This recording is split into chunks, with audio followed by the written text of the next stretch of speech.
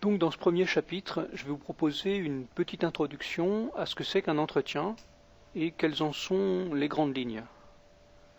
Alors le premier point, je vous parlerai des grandes étapes, et puis ensuite on abordera divers sujets, notamment la grande différence, la grande erreur, qui est souvent d'assimiler l'entretien à une sorte de conversation. Or, l'entretien n'est ici tout sauf une conversation. Alors quelles sont les caractéristiques de l'entretien? Tout d'abord, par rapport aux autres modes de collecte de données, il a une caractéristique évidente, c'est que la relation et le contact que vous avez avec votre répondant est direct et personnel. Vous êtes en face de lui et vous interagissez avec lui. Donc ça veut dire par exemple que si vous souriez, si vous êtes penché en avant, la manière dont vous êtes habillé, tout cela va pouvoir en fait avoir une influence sur les réponses.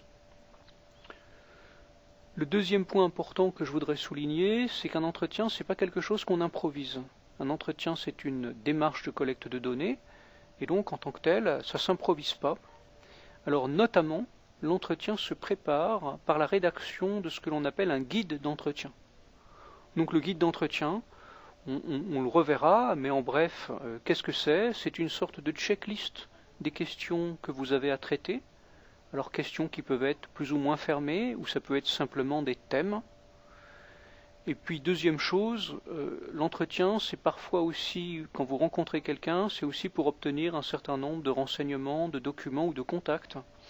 Et donc le guide d'entretien peut aussi rappeler tout cela. Deuxième chose importante, c'est que pendant un entretien, on mémorise ce qui est dit. Donc ça veut dire qu'il vous faut un dispositif de mémorisation, ça peut être le fait de prendre vous-même des notes, mais c'est pas forcément très commode de prendre des notes en même temps qu'on collecte des données. Donc une solution alternative, c'est l'utilisation d'un enregistreur. Avant de commencer, il y a quelque chose qu'il faut toujours faire, une série en fait de 5 choses. Tout d'abord, il faut dire qui vous êtes. Deuxièmement, il faut clarifier quel est l'objectif de cette rencontre. Et particulièrement un point qui est très important, c'est d'expliquer à la personne qui répond quelle va être l'utilisation que vous ferez des données qu'il vous communique, de ces données, de ses avis, de ses opinions. Et donc, il faut être clair avec les règles du jeu, c'est un élément très important dans l'éthique de la recherche. Donc par exemple, la plupart du temps, on va garantir au répondant l'anonymat. Ou dans certains cas, on va lui dire qu'on lui promet de ne pas diffuser les résultats sans lui avoir au préalable permis de relire ce qui a été dit, par exemple.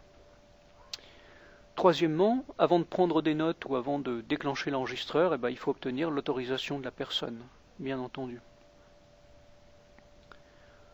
Ensuite, un entretien n'est jamais présenté avec un temps illimité, et donc il est toujours bon de demander à la personne combien de temps est disponible, ou alors vous de dire, bien voilà, nous avons prévu un entretien de 1 heure, et donc bien gérer cette durée. Il faudra aussi préciser donc ce qu'on fera des informations, et notamment, en général, quand on fait un entretien, la personne qui réalise l'entretien fait un compte-rendu. Et donc il est de bon ton de préciser quand cette copie sera produite et quand est-ce qu'elle sera renvoyée à la personne pour relecture. Dernier point enfin, une chose, un détail pratique, mais auquel il faut faire particulièrement attention. Si vous rencontrez quelqu'un, le lieu que vous choisissez a pas mal d'influence. Donc ça peut être d'une part par le fait que vous le rencontrez dans son bureau ou dans un café, mais aussi de manière beaucoup plus pragmatique, quand une personne est à son bureau, il risque d'être fréquemment dérangé. Donc ça veut dire que vous-même, dans le cadre de l'entretien, vous allez être interrompu par des gens qui passent la tête par la porte, ou par le téléphone qui sonne, ou par ce genre de choses. Donc faites attention à bien choisir le lieu de l'entretien. Par exemple, vous pouvez aller dans un lieu neutre, le restaurant d'entreprise qui est la plupart du temps vide en milieu de journée, c'est un endroit calme où personne dérange. Du point de vue des caractéristiques de l'entretien, ce qu'il faut noter avant tout, c'est qu'on obtient des données très riches quand on est dans une situation d'interaction directe avec quelqu'un. Donc ça veut dire en fait qu'il va donner des faits, il va aussi éventuellement avoir une manière de se comporter, on va pouvoir lui demander son avis, ses opinions, et on va même pouvoir observer des choses qu'on ne voit absolument pas, par exemple dans un questionnaire, c'est la manière dont la personne réagit au niveau de son ressenti. Et parfois, ce traitement des émotions est particulièrement important, et seul l'entretien permet vraiment de capter ce genre de choses et de les prendre en compte. D'autre part, un entretien a aussi deux grands avantages. Le premier, c'est que quand vous êtes en entretien, vous gérez l'entretien en direct, et donc en fait vous allez pouvoir adapter vos questions par rapport à ce que vous dit l'interlocuteur. Et donc ça c'est extrêmement intéressant, il y a un véritable pilotage d'entretien, on parle d'ailleurs de conduite d'entretien. Et puis le deuxième point, c'est que l'entretien va permettre d'approfondir. Et donc en fait, tant que vous considérez qu'une thématique de votre guide d'entretien n'est pas bien explorée, vous pouvez continuer à revenir dessus, jusqu'à ce que le sujet soit bien traité. Autre point à signaler, attention à ne pas confondre entretien et conversation. L'entretien n'est absolument pas une conversation. Alors pourquoi ? Tout d'abord parce que la situation est clairement asymétrique. C'est vous qui posez les questions, donc vous n'êtes pas là pour répondre. La personne qui répond et qui donne des éléments, c'est l'interviewé, le répondant, etc. Deuxièmement, l'entretien n'est pas une conversation parce que c'est du travail. Il y a un but qui est de recueillir de l'information sur un sujet précis, et donc il y a un programme de travail. Donc ça n'est pas juste une conversation informelle. Autre particularité, il y a de nombreuses techniques d'entretien dont je vais vous parler en détail dans le chapitre suivant, et notamment l'utilisation de la reformulation. Et de même, dans le même ordre d'idées, il est possible de répéter une question et donc d'utiliser plusieurs angles d'approche pour revenir éventuellement sur un point délicat qu'on a du mal à traiter. Un dernier point à signaler maintenant, il y a une attitude importante. Je vous l'ai dit, dans l'entretien, le fait que vous soyez en face à face avec la personne qui répond fait qu'il va consciemment et inconsciemment réagir par rapport à votre attitude. Et donc il faut faire très attention à l'attitude que vous adoptez.